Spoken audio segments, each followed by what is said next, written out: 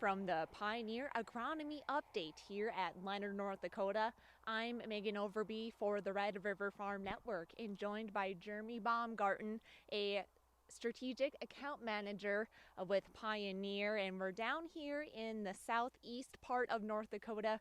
And Jeremy, bring everybody up to speed. We had a little bit of weather last week that certainly changed this young crop a lot, and so tell me what happened all in this Leonard, North Dakota area.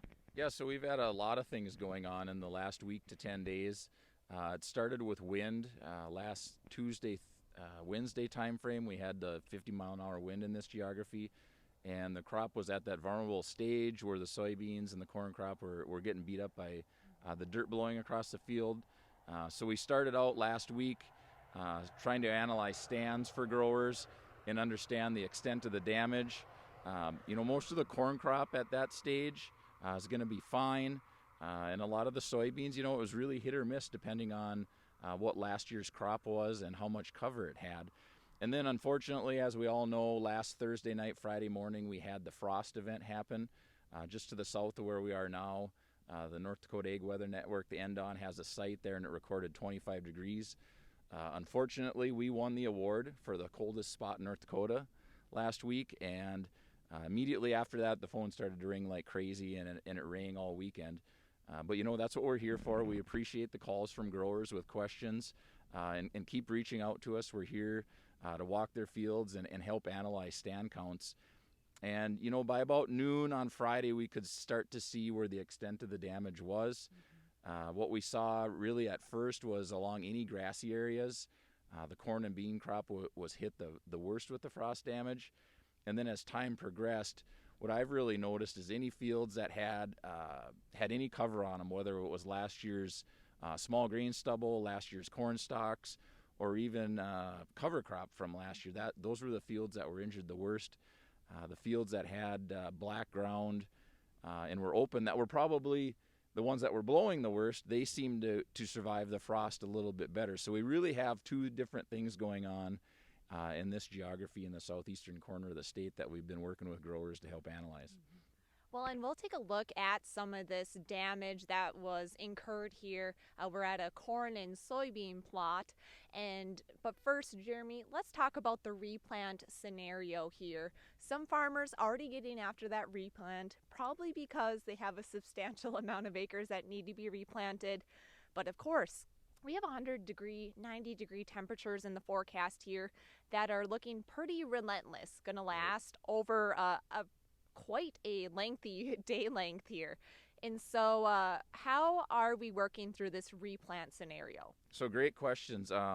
Best thing to do is to first get out in your fields and analyze what you have for live stand left. I'm not as worried about the corn because the corn wasn't to the stage yet where the growing point was above ground. Most of the corn was in that V1 to V3, maybe V4 leaf stage. And at those stages, the growing point is still below ground. So we'll look at a few plants here after we're done talking about analyzing fields and show you what we're talking about. But they are growing out of it now. It's been 5-7 days, and that's really the time frame you want to take to analyze all this. So again, on the corn side, I'm not so worried about that. On the soybean side, there has been a fair bit of replant, and there continues to be. A couple of things that I like to think about. I guess we all have our own little situations going on and have to analyze each field individually. But if you have anywhere from 100,000 plants left or more on the soybean side, I think we're okay, right? The data would show if you're in that 100 to 115,000 live plants left, you still have 95 to 100% of your yield potential, which is what we want, versus going out and replanting now with something that's going to mature a little bit later. And you're going to potentially injure what is out there now for a stand as well. If you're less than that, that's where it gets a little bit tougher to make a decision. If you're in that 60 to say 80, 90,000 plants, then you really got to decide what's right for your operation. Anything less than that, I really recommend getting out there as soon as possible if you have moisture to do a replant on those beans. I'm not even that worried about how deep the moisture line is. If the moisture's at 3 inches, let's get the beans into that moisture. If it's deeper, and I've seen situations like that as well, we probably have to wait for some moisture before we go out and replant. So I really don't think it's a thing where we're going to get it all done this week as well either. There's going to be a lot of a lot of things happening and a lot of moving pieces as we work through this. Yes, well, bear with us here. We're only a two-man team today, but I'll pass the microphone over to Jeremy. He'll talk us through some of the scenarios here that we are dealing with. Okay, so now we're down here looking at a few corn plants, and you can see that they were injured by the frost. And one of the things you'll always hear folks like myself talk about is how when it freezes on young corn plants, the growing point is below ground. So you can see these plants survived, but what's happening is this new tissue is wrapped up in those dead leaves. It takes a little bit of time for that to grow out of them, but these plants are going to be just fine. You can also see that we're right along the sod here, where the frost moved in off the sod and affected them a little bit more. So like this plant here is almost completely grown out of the frost damage. Well, there's a few other ones that are still working out of it. Then you get a little bit further out into the field and the crop's fine. That's another thing that we've seen a lot of is how hit and miss this frost moved in. That Friday morning, one thing I noticed is there was a fair bit of low fog in the area as well. So I'm just wondering out loud if that's where the frost moved in, is where that fog settled into some of these fields, and why we get that hit or miss damage spots out into the field. But really, to wrap up on the corn side, this corn that has been injured by frost that's coming out of it, the majority of it's going to be just fine and produce a normal ear.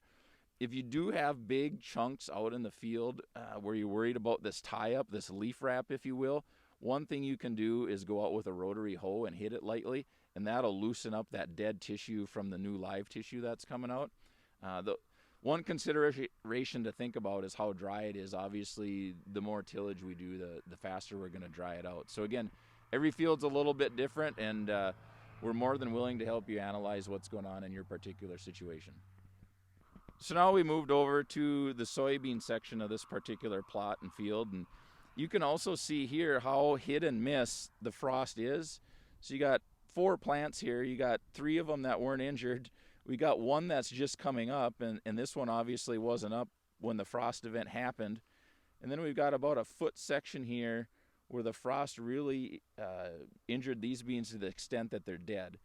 One thing I really want to point out is if you look at like this soybean plant right here, if we would have looked at this, say, on Saturday or even Monday, we probably would have thought it was going to survive, because you can see it was trying to shoot new leaves, but it's really damped off now here at the stem, and this plant is going to die.